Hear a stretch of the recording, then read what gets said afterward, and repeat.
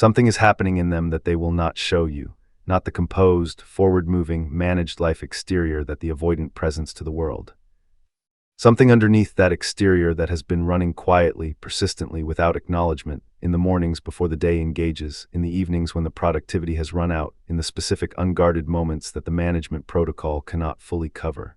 They are beating themselves up, not dramatically. The avoidant does not do anything dramatically in the interior. Is not given to the visible, expressed, legible self-criticism that someone with more emotional fluency might produce. The self-criticism is quiet, is the specific, low-level, persistent quality of someone who keeps returning to the same honest reckoning without ever quite allowing it to become fully conscious. The reckoning is about you, about what losing access to you actually cost. About what the pattern produced. About the specific, honest, uncomfortable gap between who the avoidant presents themselves as being and who they actually were in the context of this specific relationship. Understanding what this actually consists of not as a source of hope about what it will produce, but as the honest picture of what is happening in a human being who made specific choices and is now living with the specific consequences of those choices, is what this is about. What losing access to you actually means. The phrase losing access to you is specific and worth examining precisely. Because the avoidant has not simply lost a pleasant connection, has lost something more particular than that, has lost access to the specific register of experience that your presence activated, the particular quality of being genuinely known by someone whose perception was accurate and whose remaining was real. The specific aliveness of encounters with someone who was fully themselves and was not organized around the avoidant's comfort. The particular texture of daily life that included the specific quality of your presence, not your presence in general, your specific presence, with everything that made it irreplaceable. This loss is not replaceable by the general availability of human connection. The avoidant has discovered this through the specific, daily, accumulating evidence of new encounters failing to produce what your presence produced, not because new people are insufficient, because what was lost was particular, and particular things are not addressed by the general. Losing access to you also means losing access to the version of themselves that was possible in your presence. The more open version, the less managed version, the version that occasionally, in the specific safety your quality of presence created, allowed something genuine to surface that the self-sufficiency architecture ordinarily keeps private. That version is not available in your absence, is not accessible through the general resumption of life, was specific to the conditions your presence created. So the beating themselves up is not about a generalized loss, is about the specific, irreplaceable, cannot be addressed by the general loss of something that was genuinely particular, what the self-criticism actually sounds like from the inside. Not in words necessarily, the avoidant does not always have the interior in words. Has it more often in the specific, felt, unnameable quality of returning to the same place repeatedly without being able to fully articulate what the place contains. But when it does arrive in something close to words, it has a specific shape, the awareness of the gap between the self-image and the actual behavior. The avoidant self-image includes competence, self-awareness, the specific quality of someone who knows themselves and acts accordingly. The actual behavior in the context of this relationship, the management of the connection below the level it deserved, the restraint of expression in the public moments, the pursuit that arrived at the moment of genuine departure rather than in the ordinary moments when genuine presence would have served the relationship, does not match the self-image cleanly. The gap between them is the source of the self-criticism, the awareness of the specific cost paid by you. The avoidant, whose attunement to relational environments is genuinely developed, cannot entirely avoid the accurate perception of what the pattern cost the person it was visited on. The specific located recognition that someone brought genuine quality to the connection and received the pattern in return, that the person who paid the real cost of genuine emotional maturity was you, while they managed the connection with significantly lower personal expenditure. This recognition is uncomfortable in a way that the management protocol finds difficult to fully address. The awareness that the timing was wrong in a specific and painful way, that the warmth that arrived most fully was the warmth activated by your departure, that the pursuit came when you were genuinely elsewhere rather than in the ordinary moments when being present would have actually served the relationship. That the system's response to your genuine indifference produced something closer to genuine expression than the ordinary moments ever reliably produced, and the honest acknowledgement of what that timing reveals about what was driving the behavior, why the self-criticism persists. The avoidance management protocol is effective at addressing most forms of interior discomfort. Can construct narratives, can redirect through productivity, can keep the feeling below the surface of functional daily life. The self-criticism that comes from losing access to you is more resistant than most things the protocol addresses, because it is based on the avoidant's own accurate perception rather than on your assessment of their behavior. The protocol is skilled at defending against external assessments, at finding the counter-narrative, the alternative interpretation, the version of events that is more comfortable. It is less skilled at defending against the avoidant's own honest interior assessment, and the honest interior assessment keeps arriving, in the moments when the comparison produces the same unflattering result. In the moments when the gray's specific quality makes undeniable what it is pointing at. In the moments when the morning arrives and the management protocol has not yet fully engaged and the honest picture is simply there, unfiltered, for however long before the day's occupation covers it. The self-criticism persists because it is honest. Because the avoidant, for all the management protocol's effectiveness, cannot entirely prevent their own accurate perception from producing the honest reckoning that accurate perception always eventually produces. What the self-criticism is not producing. Worth stating clearly, because the self-criticism, however genuine and however persistent, is not automatically producing what it might seem like it should produce. It is not automatically producing the therapeutic work. The self-criticism and the genuine engagement with the work that would address what the self-criticism is about are different things. The self-criticism can run indefinitely without producing the specific, concrete, "this is what I am actually doing" engagement with the pattern. Can be felt genuinely and managed back into the preferred configuration without producing the sustained commitment to change that genuine restoration requires. It is not automatically producing reaching. The self-criticism does not reliably convert into contact. The management protocol can contain the self-criticism at the level of interior experience without it producing exterior action.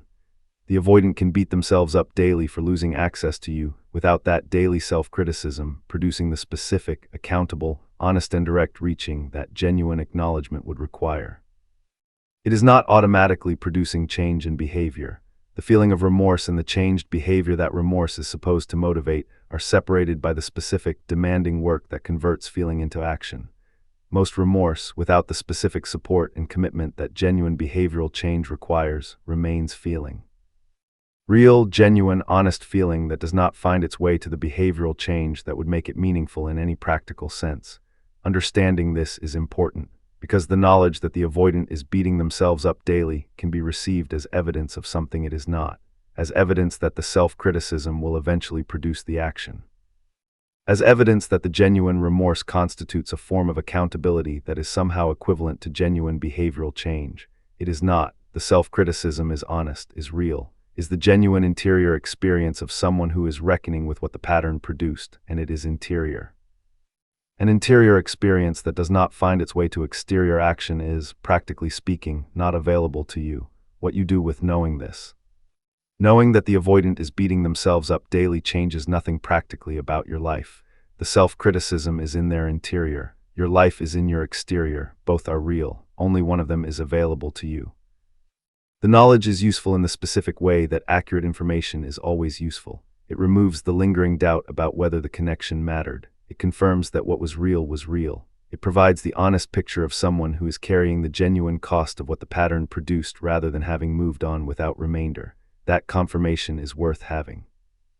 Is genuinely worth having, removes the specific corrosive doubt that the avoidance managed exterior can install, the doubt about whether the connection registered at all, whether the loss is felt at all, whether the pattern was simply the indifferent expression of someone who was never genuinely affected.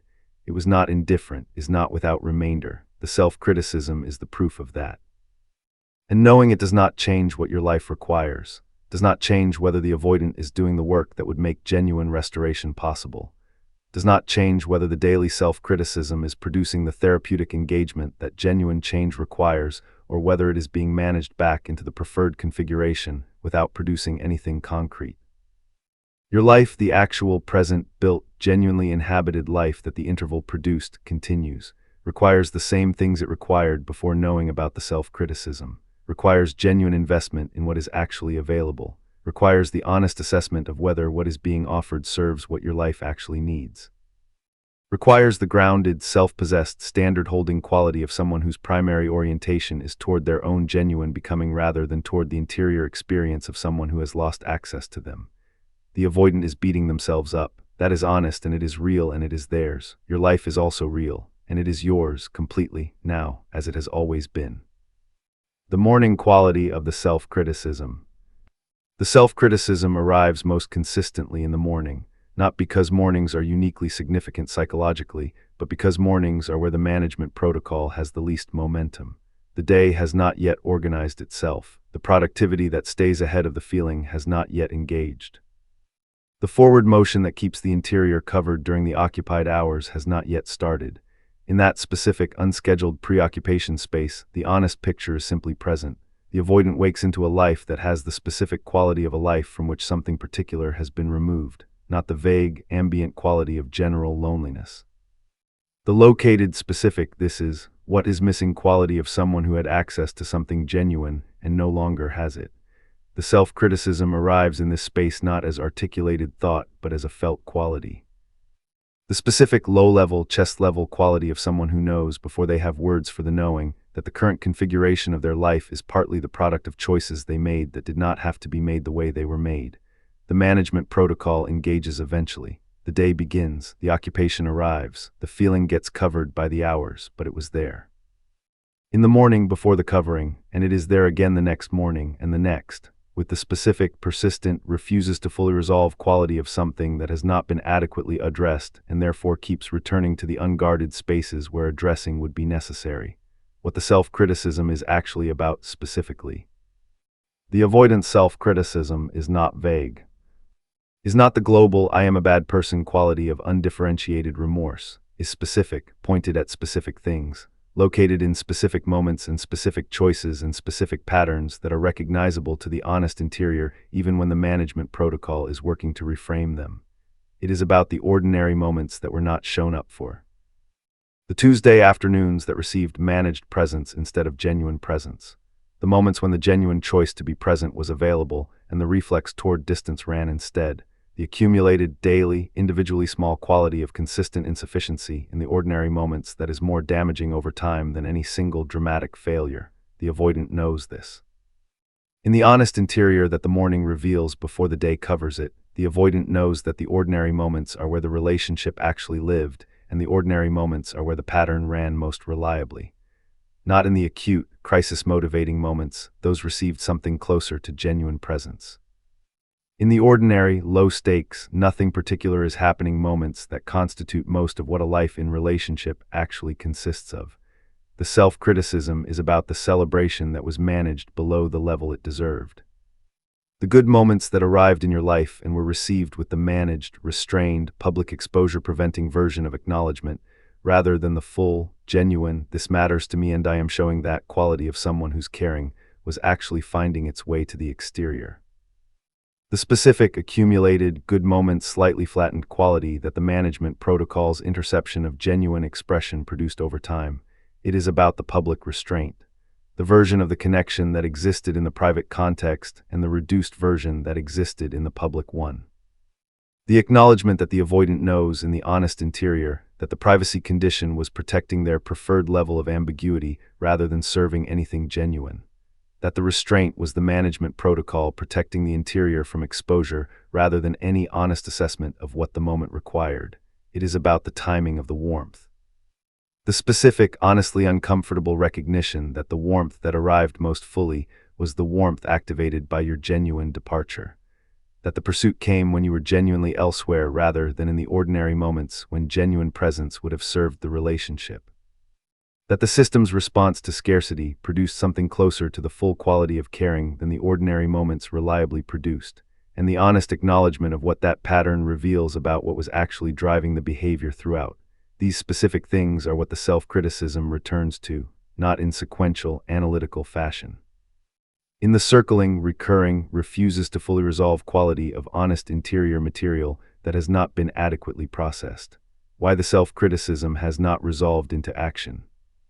This is worth examining honestly because the persistence of the self-criticism, without its resolution into concrete action, is one of the more significant features of the avoidant's current interior state.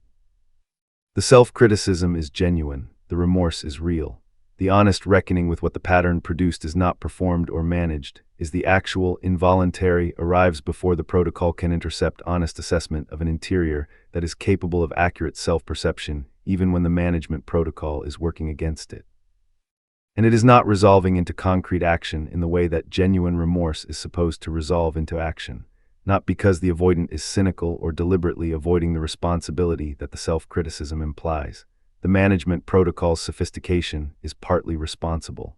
The protocol does not only manage the exterior expression of interior experience, also manages the interior's relationship to its own self-critical moments, finds ways to acknowledge the self-criticism without allowing it to become the specific, demanding, "this is what I need to actually do" call to action that genuine remorse is supposed to produce.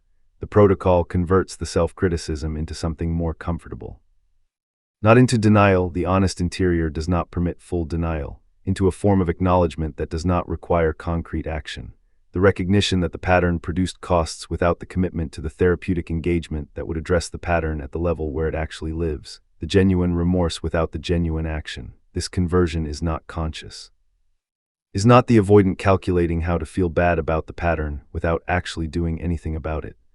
Is the management protocol doing what it always does, finding the configuration that allows the interior to be acknowledged at the minimum cost to the preferred architecture? And the minimum cost is feeling the self-criticism without converting it into the demanding, effortful, requires sustained commitment work of genuine therapeutic engagement with the pattern. What would actually resolve the self-criticism? Not more time. The self-criticism has been running for however long the access has been lost and has not resolved with time in the way the management protocol predicted it would. Not general self-improvement. The avoidant may have engaged in various forms of self-development that are genuine and valuable and are not specifically addressing the attachment-level pattern that produced the self-criticism. The general self-improvement does not reach what the self-criticism is about. The self-criticism is about the specific, intimate, attachment domain behavior. Only specific engagement with that domain addresses what the self-criticism is about, not the restoration of access to you by itself. The self-criticism would reduce if access were restored. The specific quality of missing that the morning reveals would be addressed by your presence. But the restoration of access without the genuine work on the pattern would simply be the resumption of the previous dynamic. The same architecture producing the same insufficiency with the same managed ordinary moments and the same restrained celebration and the same public exposure avoidance. And when the next period of distance arrived, which it would, because the architecture would produce it again, the self-criticism would return with the added weight of having had the opportunity to do something different and having failed to use it. What would actually resolve the self-criticism is the genuine, specific, therapeutic engagement with the attachment pattern at the level where the pattern actually lives. The work that addresses the alarm's architecture rather than simply the alarm's specific recent activations. The ongoing, sustained, not completed quickly engagement with the nervous system level material that produced the pattern in the first place. This work is available, is real, can genuinely change the pattern over time in ways that matter, and it is demanding in a way that the management protocol finds genuinely threatening. Because it requires going into the interior in the presence of another person, the therapeutic relationship being itself a form of genuine intimacy, and addressing the wound in the specific, embodied, precognitive domain where the wound actually lives. The self-criticism is pointing at this work. Is the honest interior's ongoing, refuses to fully resolve signal that something real needs to be addressed in a way that it has not yet been addressed? Is the remorse doing its appropriate function, pointing at the change that is required? Whether the avoidant follows the pointing is entirely theirs to determine. What you are owed by this knowledge. Nothing that changes your daily life. The self-criticism is theirs, is happening in their interior, is producing or not producing whatever it produces in terms of concrete action. All of that is in their domain entirely. What you are owed by the honest knowledge that they are beating themselves up is something more modest and more genuinely useful than any change in daily life. You are owed the accuracy of the picture. The picture that shows you were not alone in this, that the connection registered genuinely, that the pattern produced honest self-recognition in the person running it, that the loss of access to you is felt in the specific, located, refuses to fully resolve way that genuine loss of something particular is always felt. That picture is accurate.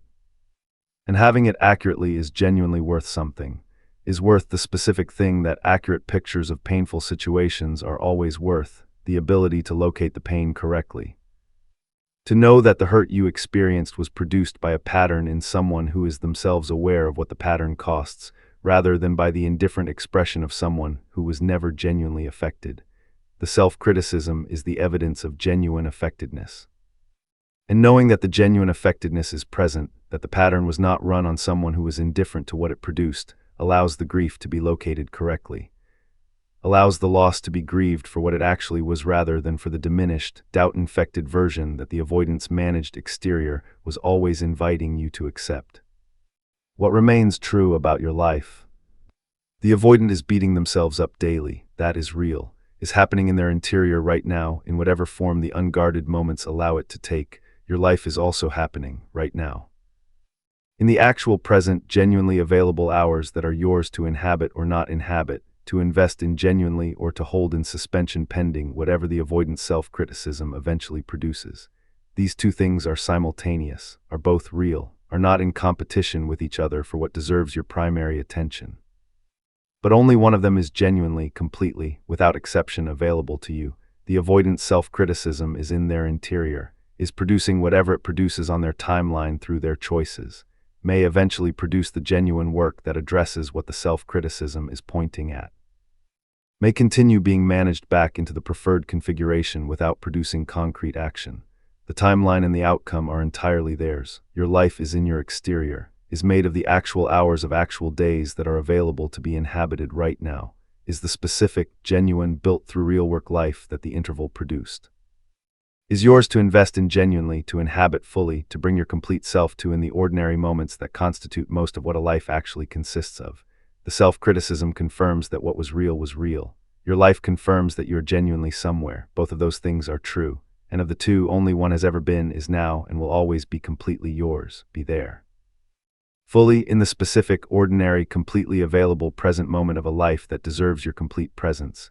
That life is not waiting for the self-criticism to resolve into action, is not pending the avoidance engagement with the work the self-criticism points toward, is simply yours now, as it has always been, as it will remain yours.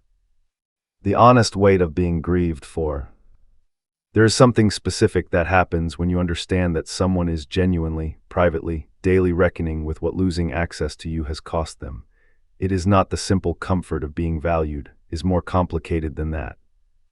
Is the specific, somewhat heavy quality of knowing that your absence is being felt genuinely, while also knowing that the feeling is not producing the concrete change that would make your presence viable in a genuinely different form.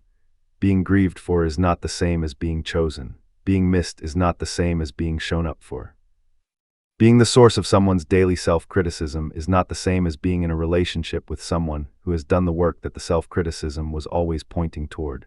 These distinctions matter, not to diminish what is genuine in the avoidance interior experience, but to hold clearly the difference between what is happening in their interior and what is available in your actual life. The avoidance genuine grief over losing access to you is real and belongs to them.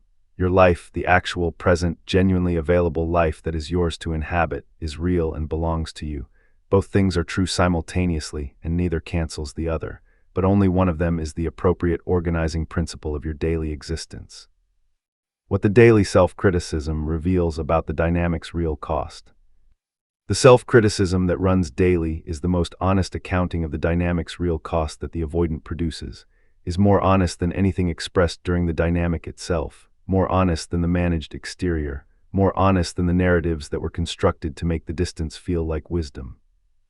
It reveals that the avoidant knew, at some level, that the management protocol was working to keep below full consciousness that what was happening was insufficient, that the ordinary moments deserved genuine presence and were receiving managed presence, that the celebration deserved full expression and was receiving restrained expression, that the claiming in the interior deserved to find its way to the exterior and was being managed into the private, deniable, publicly unexpressed form that the architecture required.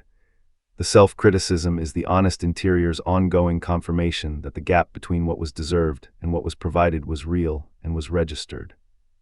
This confirmation is significant not because it changes anything about the past is what it was, but because it clarifies what the dynamic actually was. not a connection between two people where one was genuinely present and the other was genuinely limited in ways they could not help. But a connection where one person was genuinely present and the other was genuinely limited in ways they are now genuinely, daily, honestly reckoning with as having been costly. The reckoning is honest, the cost was real, you paid it. They are now in their own interior accounting for having produced it. That accounting does not give back what the cost took. Does not restore the ordinary moments that deserved more, does not fill in the celebration that was managed below the level it deserved, but it is honest. An honest accounting of real costs is worth something, is the minimum of what genuine remorse can offer, is the beginning of what genuine change would require if genuine change is what the accounting eventually produces. What genuine remorse is supposed to do. Remorse has a function, is not simply the painful experience of someone who regrets their choices, is the specific, motivating, point-stored change function of honest recognition that something was done that should have been done differently and that the doing differently is possible and worth pursuing. When remorse functions as it is supposed to function, it motivates concrete action. The recognition of what the pattern cost produces the specific motivation to engage with what produced the pattern at the level where the pattern actually lives. The daily self-criticism becomes the daily reminder of why the therapeutic work is worth the demanding, effortful, not quickly completed commitment it requires. The self-criticism the avoidant is carrying is supposed to be doing this, is pointed at the work that would address what it is about. Is the honest interior's ongoing, refuses to fully resolve signal that something real needs to be engaged with in a way it has not yet been engaged with. Whether it is performing this function, whether the daily self-criticism is producing the sustained, concrete, therapeutic-level engagement with the pattern, is the question that cannot be answered from the outside. Is answered only by what the avoidant is actually doing, not what they are feeling, what they are doing. The doing is where the self-criticism's function is either being served or being managed back into the comfortable acknowledgement without action configuration that the management protocol finds less threatening than genuine change. What you actually need right now. Not more understanding of the avoidant's self-criticism, not a more detailed psychological portrait of what the daily reckoning consists of, not the continued, sophisticated, increasingly nuanced examination of what is happening in someone else's interior. What you actually need right now is the honest, simple, for your own sake engagement with what your life requires, not in relation to the avoidant, simply what your life requires. The honest answer to that question is not found in the psychology of what the avoidant is experiencing. Is found in the honest, patient, genuinely curious examination of your own interior with the same quality of attention that you have been bringing to the examination of theirs. What do you actually want, not what you wanted before all of this, not what you think you should want given the arc of this experience. What you actually genuinely, in the specific texture of your own present experience, want from your daily life and from intimate connection. What does your flourishing actually require, not the minimized version that the dynamic's consistent insufficiency has been gradually normalizing. The actual, honest, this is, what my life actually needs version. What are you actually building? Not the holding pattern life that is technically moving forward while remaining fundamentally organized around the question of what the avoidant self-criticism will eventually produce. The actual, genuinely invested for its own sake life that you want to have been building when you look back at this period. These questions are yours, are the most important questions available to you right now. And they are not answered by more understanding of what is happening in the avoidant's interior, the permission that needs no granting. You do not need permission to stop organizing your interior around what the avoidant is experiencing, not because what they are experiencing is not real, it is real, the self-criticism is genuine, the daily reckoning is honest. The loss of access to you is felt in the specific, located, refuses to fully resolve way that genuine loss of something particular is always felt. And you do not need permission to let that be theirs, completely theirs, in their interior, on their timeline, producing or not producing whatever it produces through their choices. You do not need permission to be fully, genuinely, completely in your own life, to let the avoidant's daily self-criticism be what it is, honest, real, belonging to them, while your daily life is what it is, actual, present, available to be inhabited fully, without one of those things being required to wait for the other. The avoidant self-criticism is not asking you to wait. Is not making a claim on your attention or your time or the quality of your investment in your own life. Is simply happening in their interior as the honest consequence of the choices the pattern produced. Your life is not waiting for the self-criticism to resolve, is happening now, in the specific, ordinary, completely available hours that are yours to inhabit, inhabit them. Not after the self-criticism has produced concrete action, not pending the therapeutic engagement that the self-criticism is pointing toward, not contingent on any particular outcome in someone else's interior. Now, completely, with the full quality of genuine investment in the life that is actually, completely, without exception yours. That life is the honest answer to everything the dynamic has produced and everything the self-criticism reveals. It is enough, it has always been enough, and it is available to you right now in this specific present moment, requiring nothing except your genuine presence in it. Be there. What has actually been built here? Across this entire body of work, across every examination of avoidant psychology, every portrait of their interior, every validation of what you experienced and what you perceived and what it cost, something genuine has been offered. Real psychological insight, accurate description of attachment patterns. Honest validation of an experience that is genuinely disorienting and genuinely painful and genuinely deserving of being understood rather than minimized. And something worth examining honestly alongside all of that. The sustained, detailed, increasingly elaborate examination of what is happening in someone else's interior is itself a form of orientation toward that person.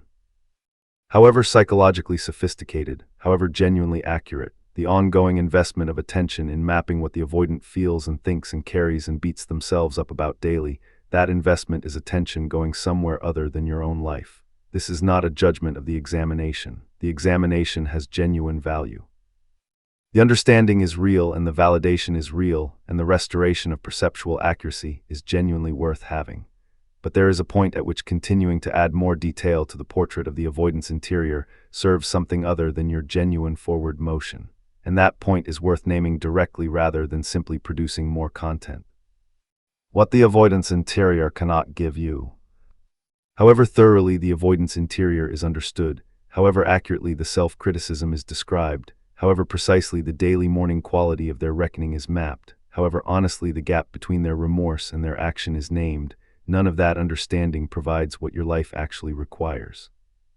It does not provide genuine companionship in your actual hours, does not fill the Tuesday afternoons with the specific present, actually, their quality of someone who has shown up, does not meet your good moments with the full, warm, publicly available celebration they deserve. Does not constitute the consistent, ordinary, nothing particular is at stake presence that genuine relationship actually consists of. The avoidance interior is genuinely occupied with you. The self-criticism is real. The daily reckoning is honest. The loss of access to you is felt in the specific, located, refuses to fully resolve way that genuine loss of something particular produces. And none of that is in your life, is in their interior, which is not your life. Your life is made of your actual hours, your actual relationships, your actual work, your actual daily experience of being a specific person in a specific existence that is genuinely, completely, without exception yours. That life deserves your primary attention. Not the continued, sophisticated, increasingly detailed examination of what someone else is carrying in their interior. What actually serves you now. Not more content about avoidant psychology, not more validation of what you felt and perceived, not more accurate mapping of what the avoidant experiences in the aftermath of the dynamic. All of that has been provided, thoroughly, honestly. With genuine care for the accuracy of the picture, what serves you now is something simpler and more immediate. The honest engagement with your own actual present tense life, with what is actually here. With what genuinely interests you and what genuinely engages you and what your actual days actually contain, and whether what they contain is genuinely sufficient to what your life actually requires. Not as a pivot away from the psychological understanding, as the natural completion of it. The understanding was always supposed to be a doorway into genuine forward motion, not the destination. Not the ongoing occupation, the doorway has been built thoroughly. The psychological portrait is as complete as it needs to be, the validation is honest, the perceptual accuracy has been restored, the grief can be located correctly, the love was real and the pattern produced what it produced, and both of those things are true simultaneously. All of that has been established. What remains is the walking through the doorway, into your own life with your own attention, in the specific, present, available right now hours that are genuinely yours. The avoidant is beating themselves up daily. You are alive right now, in your own life, which is full of specific, genuine, actually available content that deserves your primary attention and your genuine investment and your complete presence. That life is not waiting for more understanding of what is happening in someone else's interior before it can be fully inhabited. It is available now, completely, as it has always been, as it will continue to be, yours.